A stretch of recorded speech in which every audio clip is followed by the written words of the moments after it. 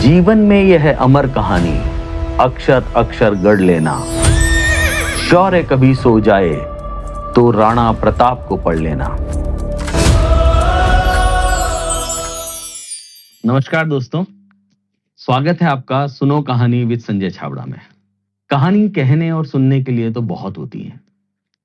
आज हम ऐसे महापुरुष की कहानी की बात करेंगे या उनके जीवन की बात करेंगे जो एक प्रेरणा है पूरे देश के लिए।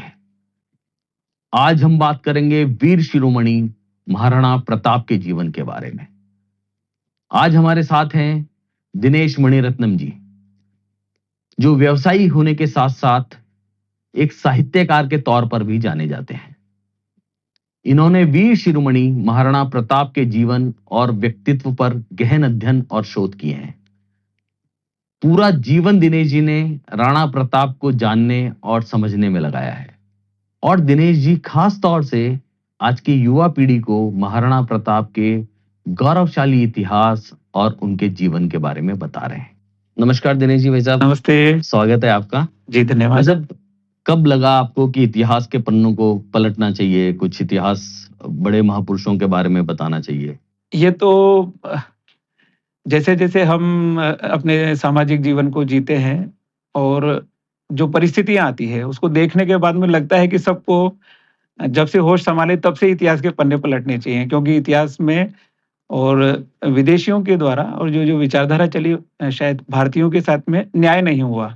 तो हम किसी भी माध्यम से पढ़ने से, लिखने से, बोलने से या आपका जो पॉडकास्ट है इससे भी समाज में एक इतिहास के वापस सही रूप में आए, सत्य रूप में आए। पिछले 50 सालों से हम देख रहे हैं, 70 सालों से हमारी सरकार है, भारत में स्वतंत्र देश है हमारा। ऐसा क्या हुआ कि हमको गलत इतिहास पढ़ाया गया, हमारे शूरवीरों का वर्णन कमतर करके आंका गया और हमको अकबर महान पढ़ाया गया?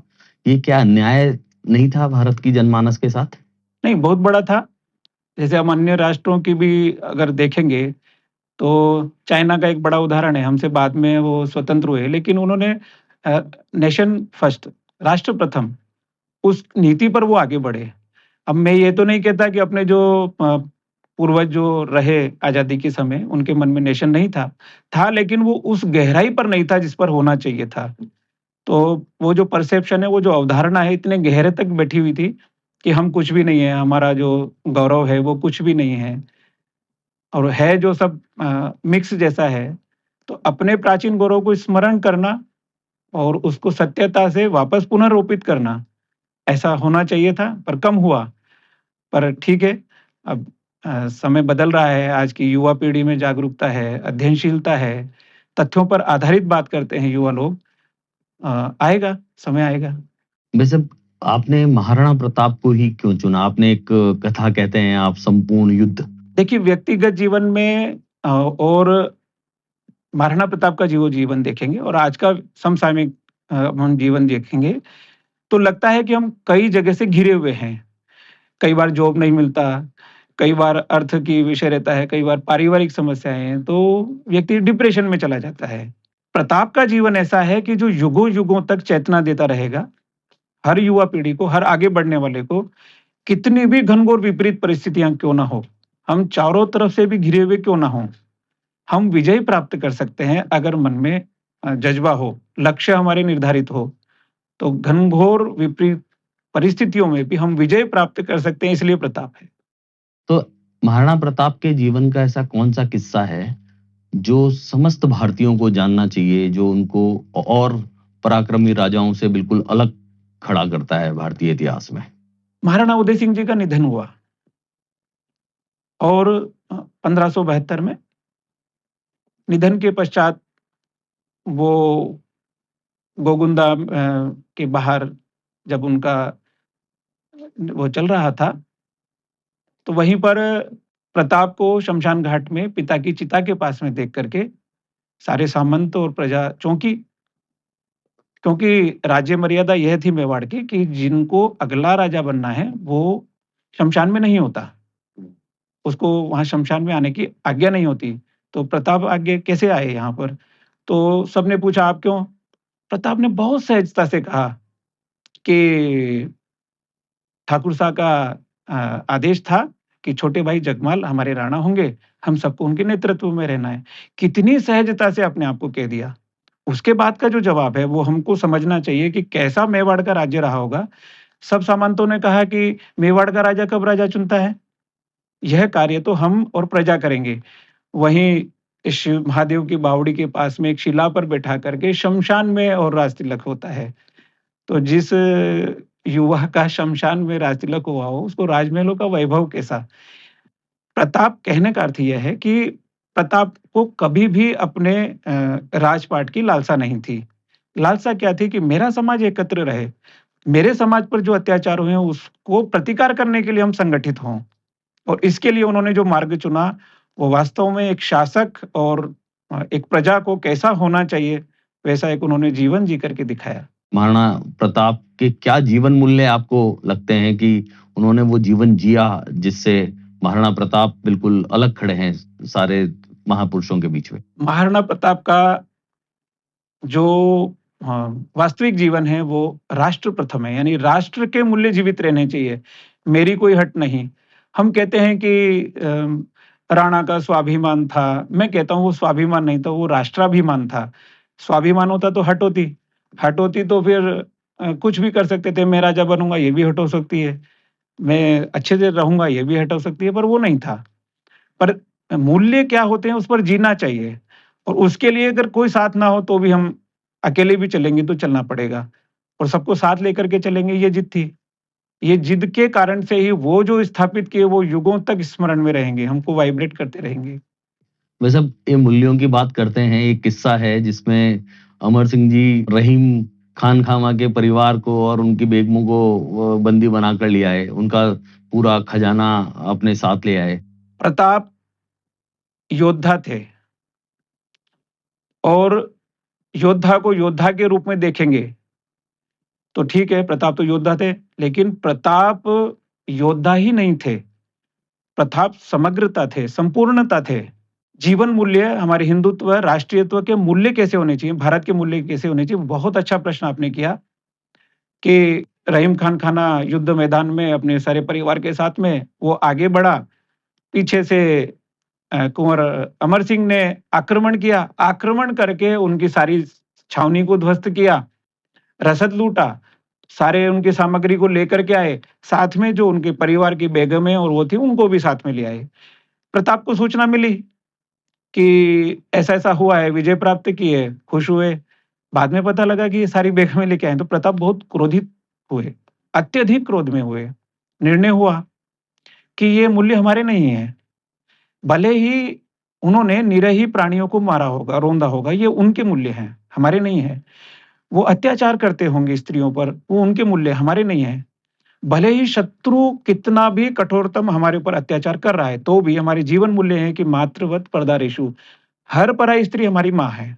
ये भारत के ये भारत के मूल्य हैं। अब प्रताप योद्धा नहीं है, प्रताप भारत के मूल्य हैं। प्रताप क्या कह रहे हैं अमर सिंह को? जाओ, छोड़ कर के आओ। अब युवराज अमर सिंह छोड़ कर के आएगा तो वो जिंदा छोड़ेंगे वहां पर उनको? माँ अंजवा देवी कह रही है, महारानी अंजवा देवी कह रही है कि ये जाएंगे तो मार देंगे उनको, मार देंगे तो भी मूल्य स्थापित होंगे। ये भारतीय मूल्य हैं। गए तो बेगमों ने कहा कि हमारा बेटा जैसा इन्होंने हमारी सेवा की है, प्रताप अल्लाह का दूसरा रूप है। ऐसा तो ये मूल्य स्थापित होते हैं अपनी पराकाष्ठा तक जाकर के कुछ स्थापित करने पर। ये प्रताप है। वैसे अकबर ने अटक से कटक तक सब जगह अपना राज्य स्थापित कर लिया। एक मेवाड़ ही ऐसा क्या है मेवाड़ की धरा में कि महाराणा प्रताप ने वहां कभी उनका राज्य स्थापित नहीं होने दिया? ऐसा क्या वहां है? एक बहुत बड़ा परसेप्शन समाज में, जैसा आपने शुरुआत में कहा कि हमको ये पढ़ाया गया कि हम तो गुलाम रहे, ये रहे। हम गर्व से कह सकते हैं कि मेवाड़ स्वतंत्र रहा तो संपूर्ण भारत कभी गुलाम नहीं रहा। आज कह सकते हैं हम। हम कहते हैं कि पूरे भारत पर उन्होंने राज्य किया, नहीं किया। मेवाड़ को छू तक नहीं पाए।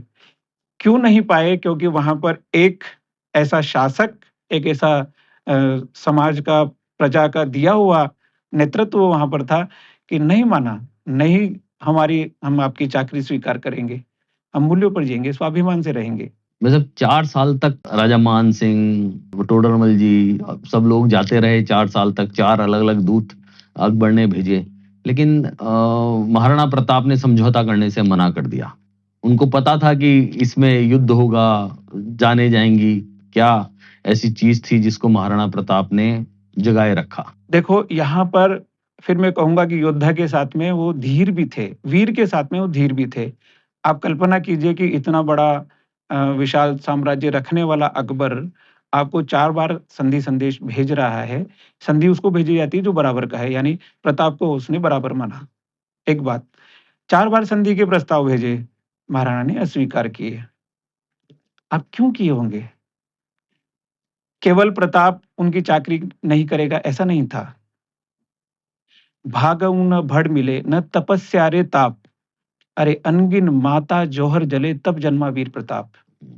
जिसके हृदय में उस जौहर की ज्वाला ज्वालामुखी के समान धधक रही हो, वो उन माताओं का ऋण क्या संधि लेकर के चुका था? कभी नहीं क्या चुका बात है भाई सकता, साहब! कभी नहीं चुका सकता था। धधक रहा था, मिट जाऊंगा। 1568 में जो चित्तौड़ के अंदर बलिदान हुआ उन माताओं का, जौहर किया उन माताओं ने, उनका बलिदान संधि लेकर के असंभव। प्रताप मिट जाएगा पर संधि नहीं करेगा। तो भारत के सभी राजाओं ने संधि कर ली मुगलों के साथ, लेकिन महाराणा प्रताप अपनी इस माताओं के बलिदान को याद करते हुए टिके रहे। मैं समझता हूँ सबसे बड़ा कारण चित्तौड़ का जो वो नरसंहार था अकबर के द्वारा, दुष्ट अकबर के द्वारा। सेना को मारी है, सेना लड़ रही है, सेना को मारी है, ठीक है। सेना लड़ती है, मरती है, जीतते हैं और हारते हैं। जौहर साके भी होते हैं। प्रताप की प्रतिज्ञा तो देखिए, मारेंगे और विजयी बनेंगे, चैन से सोने नहीं दूंगा। और प्रताप के राज में न जौहर होगा न साका होगा, ऐसा प्रताप ने प्रतिज्ञा की है। हम मारेंगे, ये विजुगिषुव्रती है ना, यह मैं फिर कहूंगा कि आज के समसामयिक समय में युवाओं को जागना चाहिए कि हम विजय प्राप्त कर सकते हैं। चेष्टाएं होनी चाहिए, मूल्य होने चाहिए, हमारे जो आदर्श स्थापित होने चाहिए कि हम विजय प्राप्त कर सकते हैं। वो विजुगिषुव्रती जो थी वो बहुत एक्सट्रीम थी महाराणा की। महाराणा प्रताप की ऐसी कोई 4-5 चीजें आप बताएं जिससे आज के युवा ये जाने कि भाई उनको क्यों पढ़ना चाहिए, क्यों उनके जीवन दर्शन के बारे में, उनके मूल्यों के बारे में जानना चाहिए। ऐसी क्या 4-5 चीजें हैं? देखो, सबसे बड़ी बात तो युवाओं ने ये देखना चाहिए कि आपने कोई प्रयास किया और सफलता मिली, बराबर अहंकार नहीं होना चाहिए। प्रयास किया, असफलता मिली, डिप्रेशन नहीं होना चाहिए। विकल्प खड़े, अनेक विकल्प हैं। यानी हमने कोई कंपटीशन फाइट किया, हम लग रहे हैं, पढ़ाई कर रहे हैं, असफल हो गए, डिप्रेशन में क्यों चले जाना? हमने कोई प्रयोग किया, सफल हो गए, अहंकार क्यों आना? ये दोनों प्रताप के जीवन में कूट-कूट करके भरी थी और ऐसा ही स्वभाव उन्होंने प्रजा के अंदर भरा। कैसी भी परिस्थिति आ जाए, रहेंगे ना जंगलों में, छोड़ेंगे सफलता नहीं। पर अहंकार नहीं नहीं आना आना, और विफलता पर डिप्रेशन में नहीं नहीं जाना, जाना। हम्म। अवसाद में नहीं जाना। अनेक विकल्प हैं। यदि आपके मन में पुनः खड़े होकर के विजय प्राप्त करने का है, आप कर सकते हैं। प्रताप के जीवन में ये बहुत बड़ी बात है। दूसरी बड़ी बात, सामूहिक एकता से विजय प्राप्त कर सकते हैं।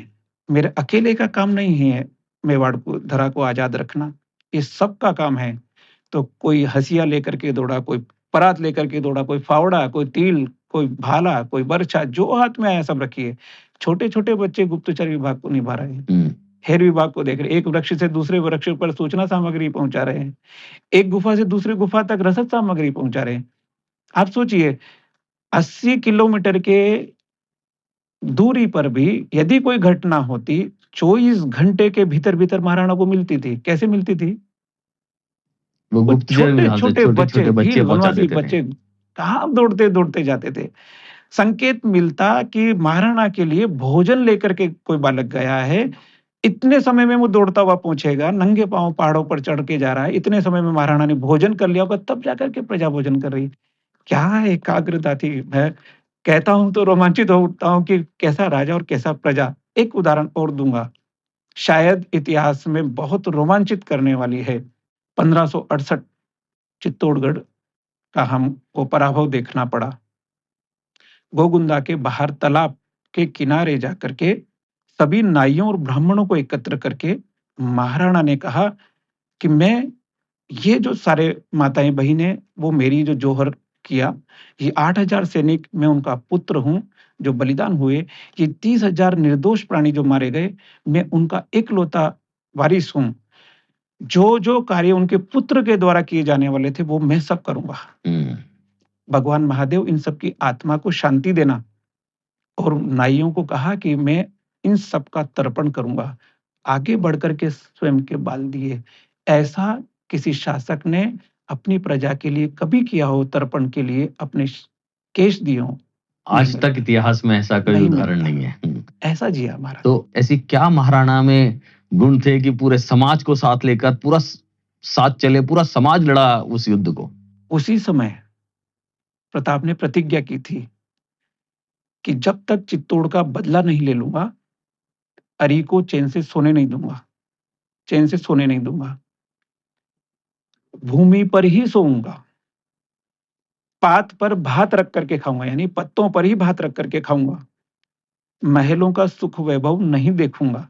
ये प्रतिज्ञाएं लगती बहुत अच्छी है, बहुत रोमांचकारी लगती है कि एक राजा, एक शासक ऐसा बोल रहा है, बहुत अच्छी बात है। कितना त्याग किया होगा, ऐसा भी कहते हैं तो भी अच्छा लगता है। पर थोड़ा विश्लेषण कीजिए, कैसा मेरा समाज रहता है? पहाड़ों में रहता है, धरती पर सोता है, मैं भी वैसा ही हूँ। कैसा मेरा समाज है? पत्तों को तोड़ता है, भात बनाता है, उस पे रख के खाता है, मैं भी वैसा ही करूँगा। कैसा मेरा समाज है कि एक-एक बच्चा मेवाड़ का हर घर से योद्धा निकला है। प्रताप ने कहा ना कि मेवाड़ भूमि को आज़ाद स्वतंत्र रखना है तो हर घर से योद्धा आना पड़ेगा। हर घर से योद्धा आया है, हर घर से योद्धा आया है तो मैं महलों में सुख वैभव से कैसे रहूँगा? पूरा का पूरा परिवार जंगल में निकल पड़ा, इधर से उधर चलते रहे। जैसे राणा ने कहा वैसा किया, जैसा समाज को चाहे वैसा जिया। ऐसा भी सब एक और कथा है कि अभी देखते हैं हम कि जितने ढोल वाले हैं जी। वो सब अपने आगे राणा लगाते हैं। उसके पीछे क्या किस्सा है भाई साहब? वाह! राणा कैसे जीवन परिवर्तन करते हैं समाज का, ये अनेक उदाहरण हैं। लोग कैसे अपने आप को, भामाशाह वैश्य हैं, ओसवाल परिवार से हैं, अलवर के रहने वाले हैं, महाराणा के पास में गए।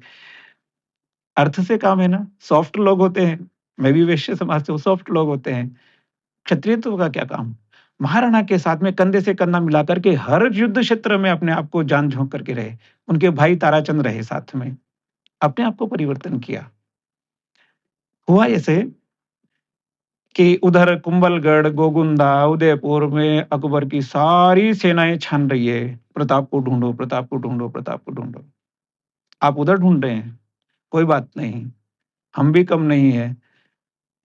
भामाशाह ने योजना बनाई कि मेरे कुछ मित्र मालपुरा, जो टोंक जिले में है, मालपुरा उस समय आमेर रियासत की सबसे बड़ी व्यावसायिक राजधानी, यानी सबसे बड़ा अर्थतंत्र वहां से चलता। वहां पर धन मिलता मेवाड़ भूमि के लिए, स्वतंत्रता के लिए। गए, वहां की कुछ संपर्कित उनके व्यवसायी थे, पर अवधारणा ये थी कि हम तो आमिर से जुड़े हुए हैं, अकबर से जुड़े हुए हैं, हम कैसे देंगे? नहीं दिए। ढोल ढोल बजाता रहा, समर्पण करने आइए, हिंदुआ सूर्य आया है, मेवाड़ भूमि की रक्षा के लिए आया है, दीजिए, कोई नहीं आया। एक नव ब्याह था, वो उसके कान में भी सुनाई दी मुनादी कि ऐसा-ऐसा प्रताप आए हैं। उसने अपने पति को जगाया, पति किसान है और मैं थक के सोया हूँ, मुझे सोने दीजिए। वो नहीं गया, वो अपने आप गई, अकेली गई, उसको देख के वो भी पीछे-पीछे गया। उसने कहा कि प्रताप आए हैं मेवाड़ भूमि की रक्षा के लिए, मेरे पास कुछ नहीं है। मंगलसूत्र उतार करके प्रताप के चरणों रख दी। प्रताप ने सिर पर हाथ रख कर कहा, तुम मेरी पुत्री है, तो पुत्री है तो साथ लेकर के चलो। वो दोनों पति-पत्नी उनके साथ हो लिए। वो जो ढोल बजा रहा था, उसकी ढोल की आवाज़ सुन करके, ऐसा होता है इनका क्षेत्र बना हुआ होता है। उस क्षेत्र में वो ढोली परिवार ही ढोल बजा सकता है, दूसरा नहीं आ सकता। ऐसा मान्यताएँ थी। तो वो जो ढोल की आवाज़ सुन करके एक युवा को लगा ये तो मेरे पिता के ढोल की आवाज़ नहीं है। तो दौड़ता हुआ गया कि तुम ढोल कैसे बजा रहे हो? ये तो हमारा क्षेत्र है। तो उसने कहा कि हम हिंदवा सूर्य के लिए आए हैं, मेवाड़ के लिए आए हैं, अपनी मातृभूमि की रक्षा के लिए आए हैं। हम राणा के ढोली हैं, प्रताप के ढोली हैं। उसको ऐसा लगा कि स्वाभिमान उसका जागृत हुआ। उसने सारे परिवार कुनबे को एकत्र किया। राणा की 7 परिक्रमा की ढोल बजाते हुए, आज से हम भी राणा हैं। अब सोचिए कि ढोली समाज ने अपने जो मूल था उसको ही बदल दिया। आज से हम भी राणा कहलाएँगे। पुंजा राणा कहलाए, भीलों के, वनवासियों के सेना नायक राणा बन गए। राणा बने न, मेरे बराबर के हो तुम, अलग नहीं हो। तुम भी राणा, मैं भी राणा, मातृभूमि की रक्षा करेंगे। और तब से आज तक नाम चस्पा है। घरों को छोड़ दिया, हर घर से निकलना है ना योद्धा, हर घर को छोड़ दिया। कहाँ जाना है? तो गाड़ियों को ही अपना घर बना लिया। आज तक भी गाड़ियाँ लोहार घूम रहे कि नहीं घूम रहे? हम्म। कितना अंदर तक घुसे होंगे, रोम-रोम में, कण-कण के अंदर प्रजा के अंतरात्मा में प्रताप घुसे हुए हैं। आप कैसे? भाई साहब, आपकी बातें ना रोंगटे खड़े कर देने वाली है कि महाराणा प्रताप ने ऐसा जीवन जिया कि सब लोग ही राणा हो गए। मतलब पूरा समाज राणा में हो गया, सब कुछ कि मैं भी राणा, तुम भी राणा, सब राणा, आओ राष्ट्र भूमि की रक्षा करेंगे। पूरे समाज को एकत्रित कर दिया। अच्छा, आजकल जो समाज में माहौल चल रहा है, युवाओं को, प्रशासकों को, राजनेताओं को, ऐसा क्या महाराणा प्रताप के जीवन से सीखना चाहिए? जो कोई ऐसा प्रसंग हो या कोई आपको जीवन मूल्य ऐसा लगे जो सबको पता होना चाहिए कि महाराणा प्रताप ने कैसा जीवन जिया है और क्या हम उनसे लें? महाराणा प्रताप का सत्व, महाराणा प्रताप का जीवन, उनका आचरण, उनका व्यवहार, उनका दैनंदिन एक-एक विषय इतना उत्कृष्ट और भारतीय मूल्यों को पर्याय बनाने वाला, यानी भारतीय मूल्य और महाराणा प्रताप और भारतीय मूल्य, ये एक आकार हैं। युद्ध चल रहा है, महाराणा यहाँ से यहाँ, चेतक यहाँ से यहाँ घूम रहे हैं, चारों तरफ सैनिक छावनी लगी हुई है, सेना को संभालने चले गए, घायल सैनिकों को संभाल रहे हैं। संभालते-संभालते जैसे ही पता लगा प्रताप आए हैं, तो सारे योद्धा उठ कर के खड़े हो गए, घायल हैं, हम जाएँगे युद्ध करने के लिए। अरे! प्रताप ने बाहें फैला कर रोक लिया, नहीं रुकिए, रुकिए, अभी तुम्हारा मेवाड़ के लिए स्वस्थ होना आवश्यक है। हुँ, निकल रहे हैं बाहर, एक घायल सैनिक आ रहा है, उसके शिरस्त्राण से, हेलमेट से रक्त बह रहा है। तो प्रताप ने कहा सहयोगियों को, देखो जरा। जैसे ही शिरस्त्राण हटाया तो उसके लंबे केश कमर तक झूल गए। सब चौंक गए, अरे ये तो सैनिक वेश में एक स्त्री है। प्रताप चौंक करके आगे आए, आप कौन हो देवी? वो घायल थी, सकुचा गई, बोली नहीं। घायल अवस्था में उसे आवाज नहीं निकली। तो उन्होंने अभयदान दिया, अगर आप शत्रु पक्ष के गुप्तचर हैं तो भी हम आपको प्राणदान देते हैं। आप बताइए आप कौन हैं? तो उसने कहा कि मैं कौशितल की महारानी। तो उन्होंने कहा कि हमने तो स्त्रियों को आने के लिए मना किया था। कौशितल की महारानी क्या बोलती है?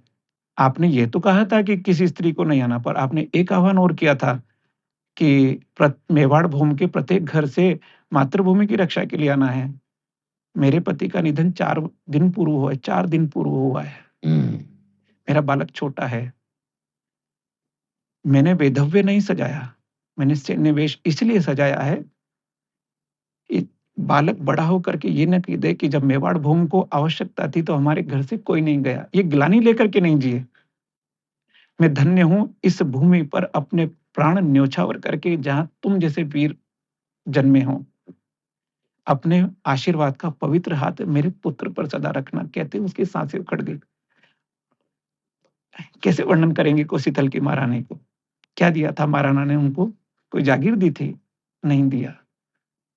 मातृभूमि के लिए कैसे करना, दूर से आ रही है, मेवाड़ भूमि की रक्षा के लिए आ रही है, सैनिक वेश में आ रही है। 4 दिन पहले पति का निधन हुआ है। क्या क्या बात अरे है भाई साहब! पुरुष स्त्री ही नहीं, योद्धा बच्चे ही नहीं, समाज का प्रत्येक वर्ग, वैश्य हो, मीणा हो, राजपूत क्षत्रिय हो, लोहार हो, गडरिया हो, भील वनवासी हो, रावत हो, गरासिया हो, ये तो थे ही। कण कण प्रताप प्रतिज्ञा के साथ में जुड़ा मेवाड़ भूमि के लिए। ऐसा है भी होता ना बहुत अच्छा है। पर पशु जिसको हम चेतक कहते हैं, जिसको हम राम प्रसाद हाथी कहते हैं, बांध करके ले गए थे। अरे राम प्रसाद को एक कण भी विद्रोही का स्वीकार्य नहीं था। एक अन्न का कण उसने नहीं लिया, एक जल की एक बूंद नहीं पी विद्रोहियों की। प्राण त्याग दिए, बदल नहीं पाए राम प्रसाद को। वो महाराणा प्रताप को संधि करके बदलेंगे, कैसे? अद्भुत है। वैसे एक इतिहास में पढ़ाया गया कि महाराणा प्रताप हल्दी घाटी का युद्ध हार गए। तथ्य बिल्कुल इसके उल्टे हैं, कभी महाराणा प्रताप को कोई जीत ही नहीं पाए मुगल। तो इसके पीछे क्या तथ्य है भाई साहब, वो बताएं। क्या होता है, वो जो इकोसिस्टम की बात है शुरू से ही उनके साथ में रहा, क्योंकि जिसका बड़ा साम्राज्य है, जिसके पास धन बल भुजबल है, वो अपने हिसाब से सारा सब कुछ करते रहे। हम संघर्ष, गौरवपूर्ण संघर्ष करते रहे। वो कालखंड हमारा ऐसा था। हमारी कुछ शिक्षा पद्धतियां टूटी, हमारे जो संस्थान थे वो टूटे छूटे। हम कुछ नहीं कर पाए। बाद में अंग्रेजों का शासन आया, कर्नल टाड है, मैकाले है। बाद में फिर अपने अपने ही लोग बैठे, वो भी उसी अवधारणा में घुसे रहे। ये सारा चलता रहा। पर मैं ये सब पूछता हूँ कि हल्दी घाटी हारे, तो अनेक युद्ध हारते और जीतते हैं। हल्दी घाटी को इतना विस्तार से, इतना चीख-चीख करके क्यों कहा कि हारे? अरे कैसे हारे? खुद बदायूंनी जो उनका लेखक रहा, अकबर का, मानसिंह का, युद्ध में उपस्थित है। आसफ खान को कह रहा है कि भागो यहाँ से। 12 मील तक मैं भागता हुआ आ गया, ऐसा वो खुद में मुंतखब उत तवारीख में वो स्वयं लिखता है हम्म। कि हम भागे। मोही, मोलेला, बनास, खमनोर, हल्दी घाटी, लोसिंग, भूताला, गोगुंदा, वहां तक जाना है। भाग करके वापस बनास के पार गए। वहां गए तो देखा तो छावनी लूट गई है। कैसे जीते? सूरखंड में शिलालेख है, ज्येष्ठ शुक्ल एकादशी, और उसमें लिखा है कि जोशी पुन्ना जो नायक थे, अश्वों के नायक, उसको ढोल गांव की जागीर बांटी है। रणछोड़ दास की डोहली में विजय का प्रसाद किया है। वो करते हैं ना, महाभोज करते हैं, जीतते हैं, वो विजय करेंगे, वही तो करेंगे वही ना। करेंगे, हाँ। और हारे कौन हुआ करेंगे? योद्धा क्यों करेगा कौन वो, करेगा? हाँ। पुरोहित पुत्र को और 4 हल लूबी दिए, भूमि दिए है। गोगुंदा दिया कुंपा चुंडावत को हल्दी घाटी विजय के बाद में। कौन देगा? विजय प्राप्त विजय करने वाला प्राप्त देगा। करने वाला, हाँ। और जीते थे तो फिर मानसिंह थे क्या वहां पर युद्ध मैदान में? भाग गए थे। भाग गए।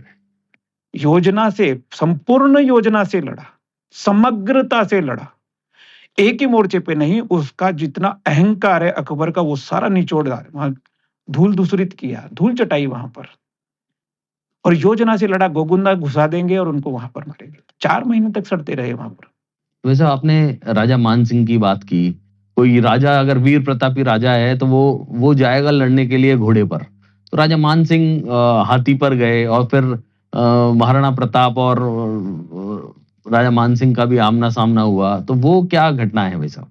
वीर प्रतापी मानसिंह, इसमें कोई दो राय नहीं है। बहुत बड़े योद्धा है, बहुत बड़ा उनका विजन रहा।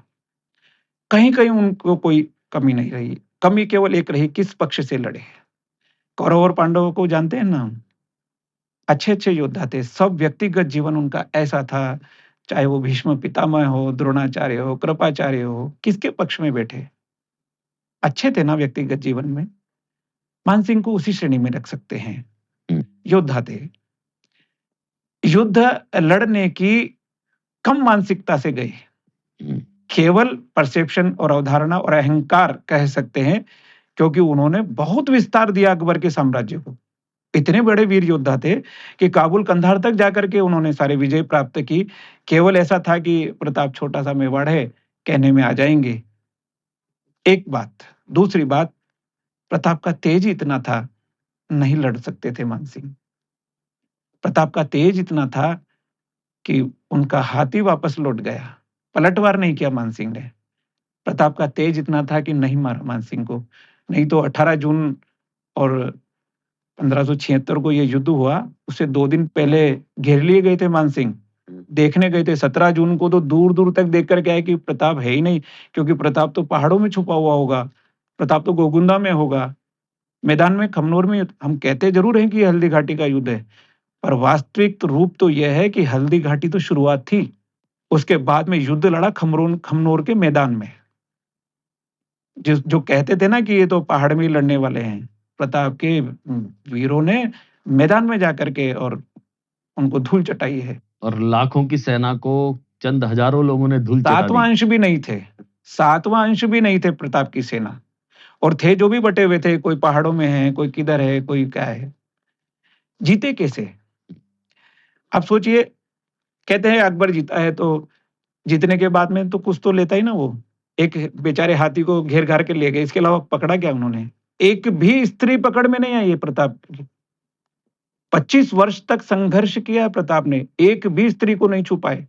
अच्छा, मेवाड़ की एक भी स्त्री को बता दीजिए, महिला को छू नहीं ढूंढ पाए। करके बता दीजिए, एक भी स्त्री को नहीं ले जा पाए। चित्तौड़ के जौहर के बाद जो प्रताप ने प्रण लिया, तो वो फिर एक हाँ, भी माता अब बहनों के हाथ भी नहीं रजपूती लगा पाए। जौहर और साके नहीं, ये संसार मुगलई भगदड़ और भूख के फाके देखेगा। मुगलों को भगा भगा के मारा और भूखों मारा है गोगुंदा में।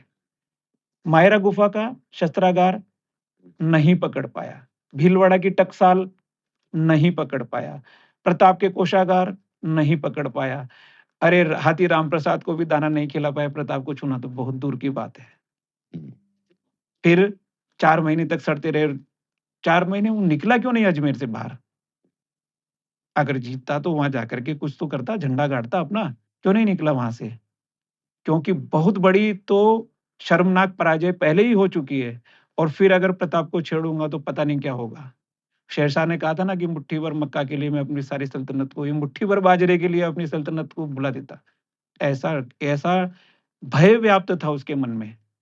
आधी रात को जागते रहते थे कि कहीं प्रताप नहीं आ जाए।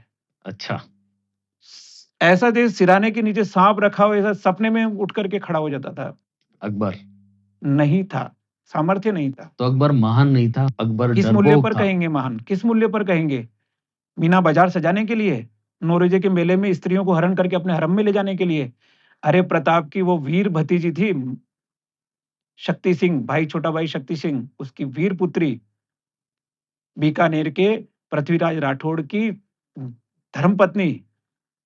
इधर प्रताप की चित्तौड़ हल्दीघाटी विजय के बाद में 3 लोकों में जय जयकार हो रही है, और उसने नौरोजे के मेले में मीना बाजार के अंदर अकबर जब छल से स्त्री वेश में स्त्रियों को हरण करने के लिए आया, तो कहते ना, अकबर हो हृदय रो काड़ो, मन में कुबत बिचारी ही, छाती पर जा किरना बैठी, कर में तेज कटारी ही, पकड़ो कान नाक रगड़े हो, जद छुटकारो पायो रे बेली।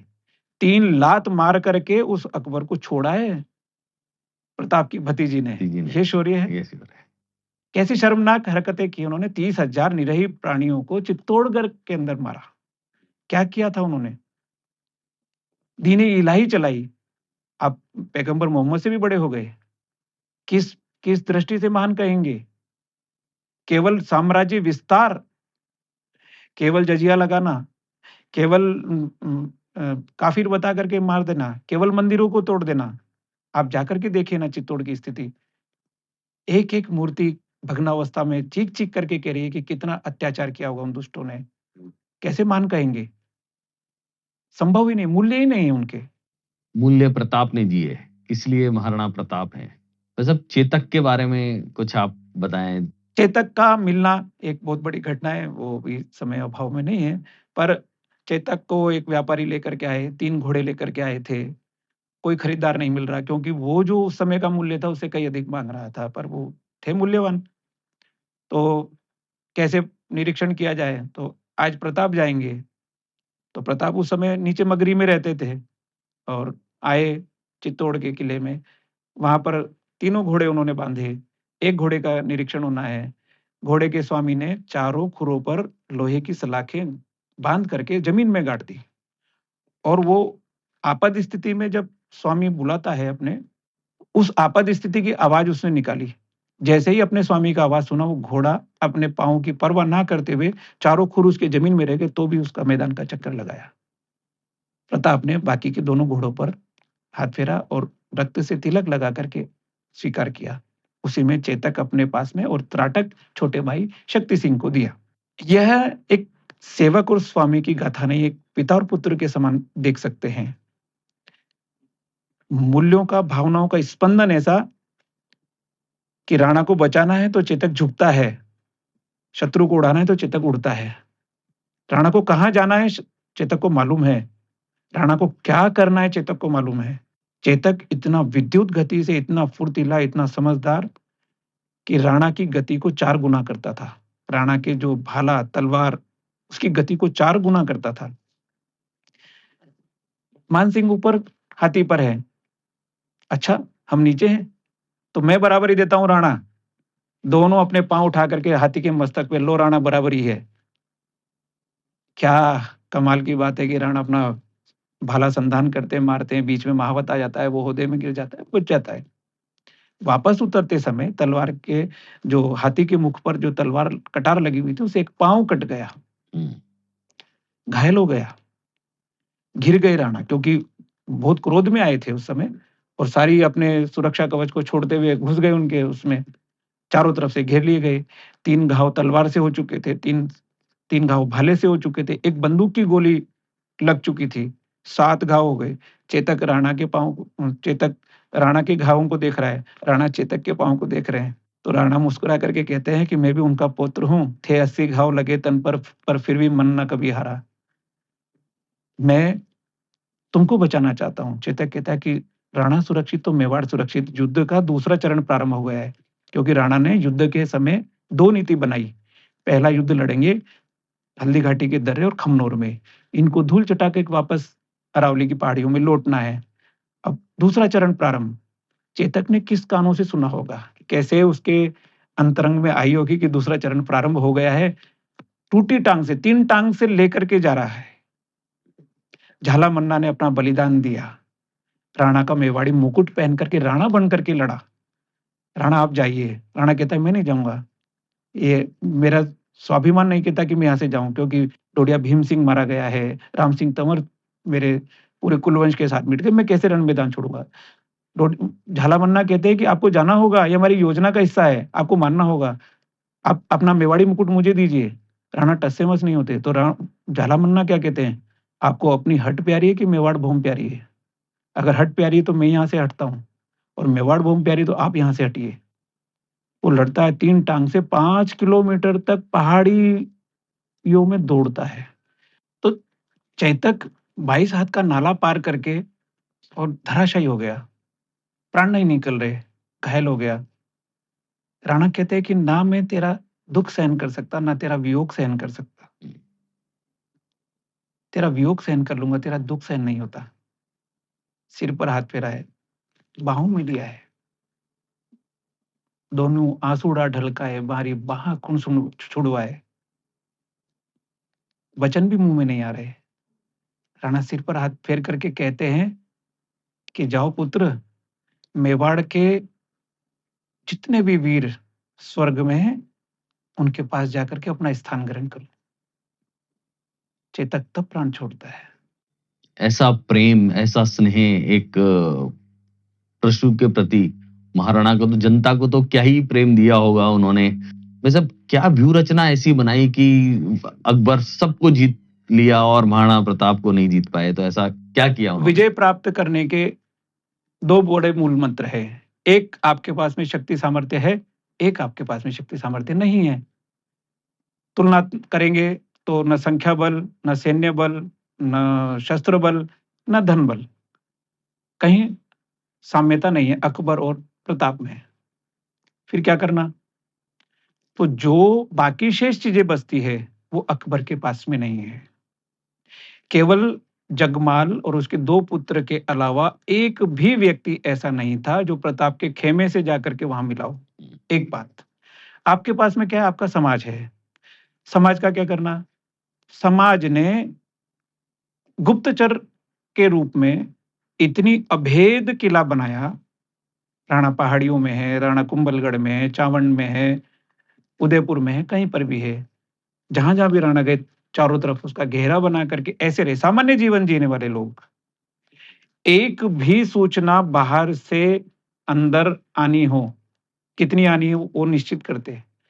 अंदर से बाहर नहीं जा सकती, कितनी जानी है वो निश्चित करते। ये कैसे संभव हुआ? गरीब लोग थे, वनवासी लोग थे, कैसे-कैसे जीवन यापन करने वाले लोग थे। उनको क्या खरीदना बहुत बड़ी बात बहुत थी, आसान था। बहुत आसान था। यानी योद्धाओं को जब खरीदा जा सकता है, राजाओं को जब खरीदा जा सकता है, बड़े-बड़े विराट व्यक्तित्व को खरीद सकते हैं, तो कैसे संभव हुआ? एक योजना का बड़ा हिस्सा। दूसरा, साधु संत लगे। उनका क्या काम था?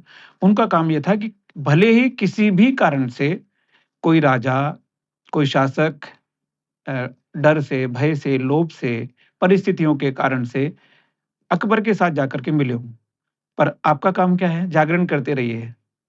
कभी तो शौर्य का जागरण होगा, आकर के इस पक्ष में मिलेंगे। वो साक्षात हल्दी घाटी के युद्ध में देखने को मिलता है। तो साधु संतों की भी हल्दी घाटी के युद्ध में बहुत महत्वपूर्ण भूमिका है। संपूर्ण जीवन में, केवल हल्दी घाटी में नहीं। हल्दी घाटी तो एक परिणीति है, यानी मैं कहता हूँ कंप्लीट वार है। कंप्लीट वार में सब लोगों ने अपना सत्व डाला है। तो एक अच्छी प्रतिष्ठा मिली हल्दी घाटी विजय पर प्रताप को। कहता हूँ ना कि 3 लोकों में जय-जयकार होती है प्रताप की। तो हल्दी घाटी एक परिणीति था, परिणाम था। वो परिणाम सब लोगों का सत्व था, पर वो सत्व केवल हल्दी घाटी के लिए नहीं था, वो संपूर्ण महाराणा के लिए था। सब लोगों को जुटा-जुटा करके उन्होंने काम दिए, सबको दिया। यानी समाज का प्रत्येक वर्ग साथ में लगा। क्षत्रिय, वैश्य जो भी हैं समाज के, भील, वनवासी, मीणा, गरासिया सब लोग लगे, स्त्री, पुरुष लगे, पशु लगे, कौन नहीं लगा, सब लगे।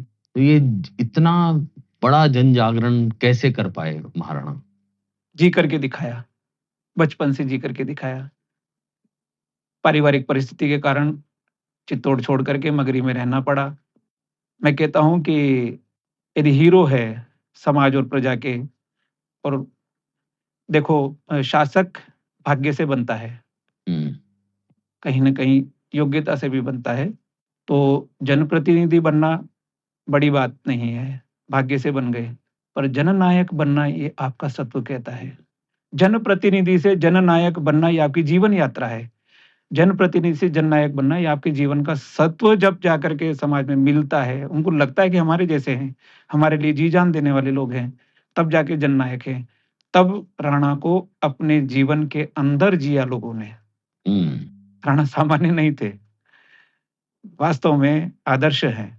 वैसे आपकी एक किताब है बड़ी गाथा, जी। तो उसके बारे में कुछ बताएं। आप कैसे लेखन, चिंतन कैसे, कहाँ, कैसे आए इसमें सब में? देखिए, आज के वर्तमान ये जो तंत्र चलता है जिसमें सोशल मीडिया है, रील्स हैं, मीम्स हैं, अनेक सारी बातें हैं, उसमें ग्लैमर होता है, सब कुछ होता है।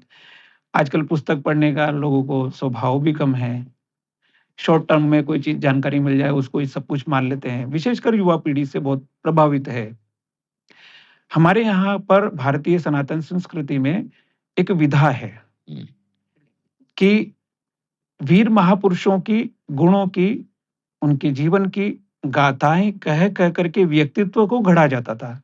माताएँ कहानी कहती है, माताएँ श्लोक सुना रही है रामायण महाभारत के, और अपने बालक से वैसे ही अपेक्षा रखती है, कहानियाँ सुना-सुना करके। हर कहानी सुनाने के बाद में जीजा माँ बोलती शिवा से, "ए शिवा तू ऐसा होशिल का?" यानी तू ऐसा होगा क्या? तो शिवा ने प्रत्युत्तर में अपना जीवन दिया। ये नहीं कहा कि मैं ऐसा होऊँगा, ऐसा करके दिखाया उन्होंने। तो मुझे लगा कि केवल भाषण, बौद्धिक ऐसा बड़े-बड़े ग्रंथ रच देना, वर्तमान समय में वो जो प्राचीन विधा थी, वो युगानुकूल थी, वो हर युग में चलेगी। आज हम कहते हैं ना कि सोशल मीडिया की गिरफ्त में बच्चे इतने डिप्रेशन में हैं कि वो माँ-बाप का भी कहना नहीं मानते। हर हर फैमिली का एक बड़ा दंश है ये कि बच्चे कहने में नहीं है, रात-रात भर तक चैटिंग करते रहते हैं। मैं उन पेरेंट्स से बोलता हूँ कि ज़रा कहानी सुना करके देखो एक बार, देखो तो सही। कहानी वो असर करती है, तथ्यों से कोई छेड़छाड़ नहीं। फैक्ट्स पर आधारित आप किसी भी गुण घटना को अगर कहानी के रूप में कहेंगे, इतना प्रभावकारी होती है। 3D, 5D इफ़ेक्ट तो मैं बहुत कम मानता हूँ, 9D इफ़ेक्ट छोड़ती है। उसके तंत्र को हिला देती है, वो स्मरण में रहती है। भले ही वो फैक्ट्स भूल जाएगा कि दिवेर का युद्ध किसने जीता, चित्तौड़ जीता कि किसने जीता, कौन-कौन उनके साथी थे, वो भूल जाएगा। पर उसको ये मन के अंदर रहेगा, स्वाभिमान से जीना यानी प्रताप, देश के लिए जीना यानी प्रताप, मूल्यों के लिए जीना यानी प्रताप, अपने राष्ट्र के लिए अभिमान रखना यानी प्रताप, अपने आप को खपा करके देश को जिंदा रखना ये प्रताप। ये जज़्बा जिसके अंदर आ गया वो कहाँ है वर्तमान के इस सैलाब में बहेगा। जैसा मैं बनूँगा वैसा बनाऊँगा सबको, जैसा राष्ट्र को चाहिए वैसा बनने का प्रयास करूँगा। मैं जैसा हूँ वैसा राष्ट्र को चाहिए, ऐसा नहीं है। जैसा देश समाज को चाहिए वैसा मैं बनूँगा। उनकी रिक्वायरमेंट क्या है? तो मुझे लगा कि आज के समय में ऐसा लगता है कि जो हमारी प्राचीन समय से ही माताएँ-बहिनें कह करके और कहानियाँ कह करके व्यक्तित्व खड़ा करती थी, ये सबके जीवन में आना चाहिए। प्रत्येक घर में जाना चाहिए कि कहानी कह कर के अपने राष्ट्र पुरुषों को और जीवन कैसे जी सकते हैं। तो उस श्रृंखला में बहुत छोटा-सा प्रयास। मैं एक युवाओं से एक संदेश देना चाहता हूँ। बहुत छोटा-सा काम कर लीजिए। नहीं समय मिलता प्रताप को मत पढ़ना, एक प्रताप का छोटा-सा चित्र अपने पास रख लीजिए। मैं कहता हूँ दुनिया का सारा वास्तु आपके साथ लगेगा। विपरीत परिस्थितियों में विजय प्राप्त करना है तो प्रताप को अपने साथ रखिए। प्रताप कब आपके अंदर घुस जाएगा नहीं मालूम। प्रताप आपको विजय दिलाएगा, क्योंकि जब प्रताप का जन्म हुआ था ना, उसी दिन महाराणा उदय सिंह ने मावली का युद्ध जीता था। मावली जीता था। इधर प्रताप का जन्म हो रहा है, उधर मावली का युद्ध, चित्तौड़ की हार के बाद में पहला विजय प्राप्त की।